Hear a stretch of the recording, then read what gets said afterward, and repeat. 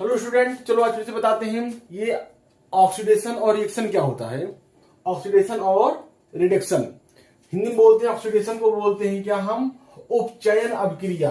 उपचयन अभिक्रिया बोलते हैं इसको हम, और अभिक्रिया बोलते हैं। और रिडक्शन को बोलते हैं क्या हम अपचयन अभिक्रिया। तो हम समझा रहे हैं कि क्या होता है, ये बहुत ही इंपॉर्टेंट है। आपको जानने बिना ये आगे नहीं बढ़ पाएगा।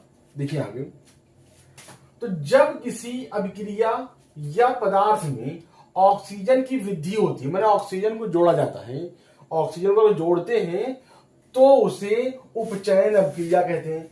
तो उसे क्या बोलते हैं, उपचयन अभिक्रिया, मतलब ऑक्सीडेशन रिएक्शन कहते हैं।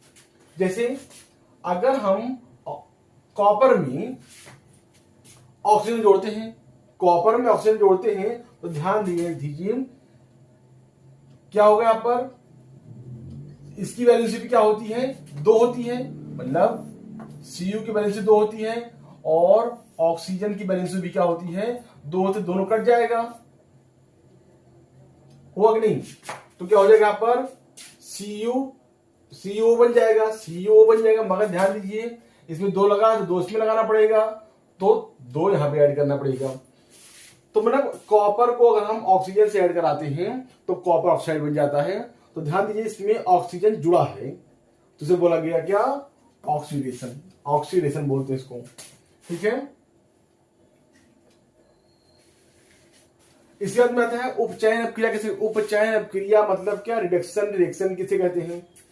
तो जब किसी अभिक्रिया या पदार्थ में ऑक्सीजन की कमी होती है, मैंने ऑक्सीजन को हटाया जाते हैं वहां से, अगर हम ऑक्सीजन को हटाते हैं तो उसे बोलते हैं क्या, रिडक्शन। उसे अपचयन अभिक्रिया कहते हैं। जैसे यहां पर देखिए, अगर